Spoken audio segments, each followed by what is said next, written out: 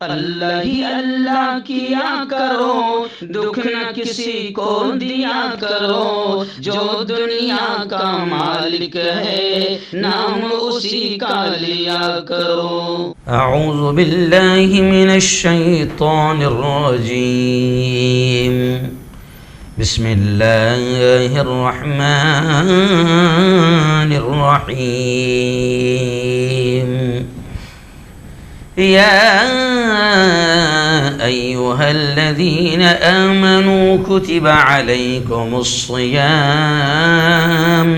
کما کتب علی الذین من قبلکم لعلکم تتقون۔ صدق اللہ العظیم۔ بہت ہی قابل صد احترام میرے نوجوان دوستوں، بزرگوں، ساتھیوں، میری پردہ نشین ماؤں اور بہنوں، روزے کے بڑے اہم مسائل ہم لوگ روزانہ سن رہے ہیں، ہزاروں کی تعداد میں آپ لوگ دیکھ رہے ہیں۔ اللہ آپ کو بھی بہتر علم نصیب فرمائے، مسائل کا علم بھی اللہ نصیب فرمائے، آپ کی عبادات کو، آپ کے روزوں کو اللہ درست فرمائے، اور ہر قسم کے گناہ سے اللہ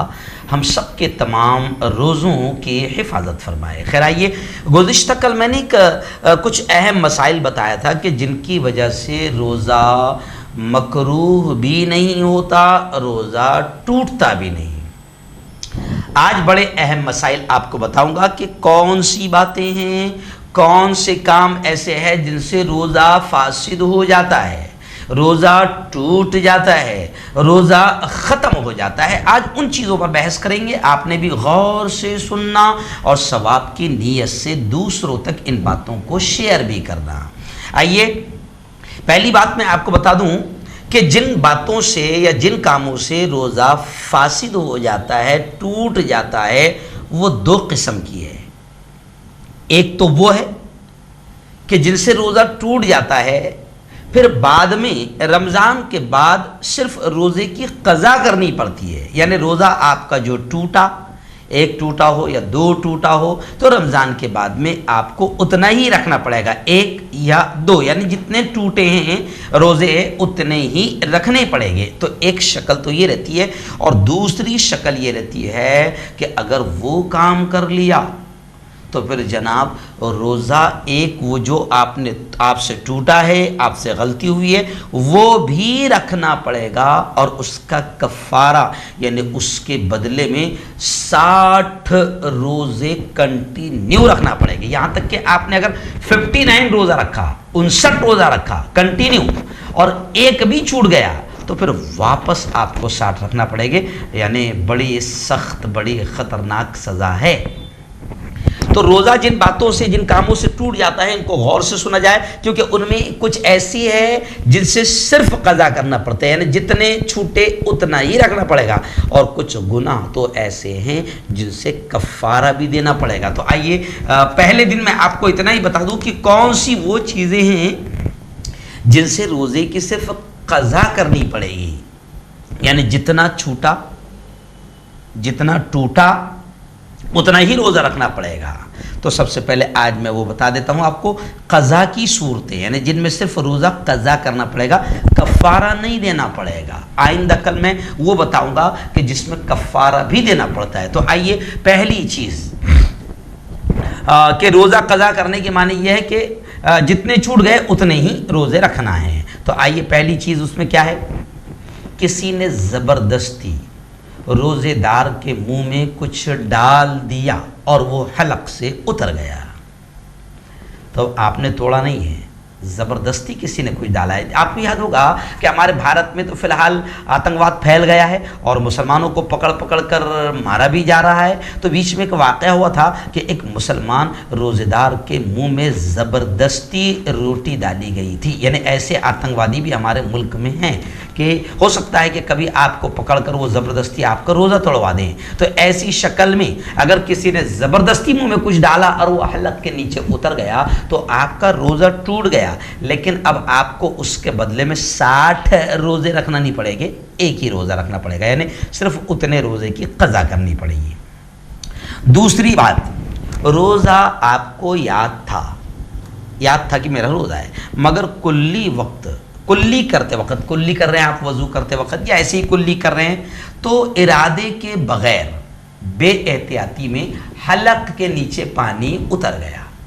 یعنی آپ کلی کر رہے ہیں، آپ کو یاد ہے کہ روزہ ہے، لیکن آپ کا ارادہ بھی نہیں ہے اور حلق کے نیچے کلی کرتے کرتے پانی اتر گیا، تو اب آپ کو رمضان کے بعد ایک روزہ قضا کرنا پڑے گا جو آپ کا ٹوٹا ہے۔ تیسرا، قصدن یعنی جان بوجھ کر، منہ بھر کے قے کرنا، یعنی جان بوجھ کر قے کیا، صرف دی مچلا رہا تھا اور اس نے زور لگا کر قے کیا یا انگلی ڈال کر قے کیا، تو جان بوجھ کر اگر قے آئی ہے نا اور اس کو نگل گیا، جی ہاں، تو اس صورت میں بھی آپ کو ایک ہی روزہ قضا کرنا پڑے گا، ٹھیک ہے۔ اچھا، چوتھی چیز، جو چیزیں کھائی نہیں جاتی جیسے لکڑی، مٹی، کاغذ، کوئلہ، یہ چیزیں کھائی نہیں جاتی ہیں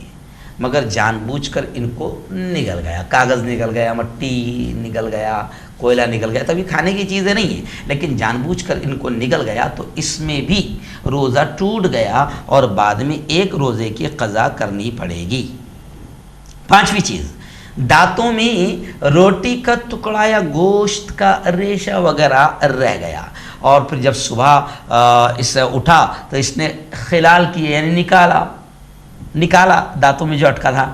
اور وہ حلق کے نیچے چلا گیا، یعنی وہ حلق میں چلا گیا، تو یہ ٹکڑا اگر چنے سے چھوٹا ہے،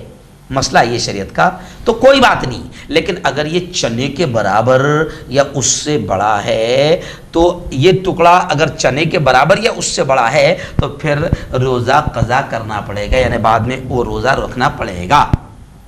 اور یہ حکم اس صورت میں ہے جب منہ کے اندر سے ہی نکل جائے، یعنی اندر ہی تھا اور نکل گیا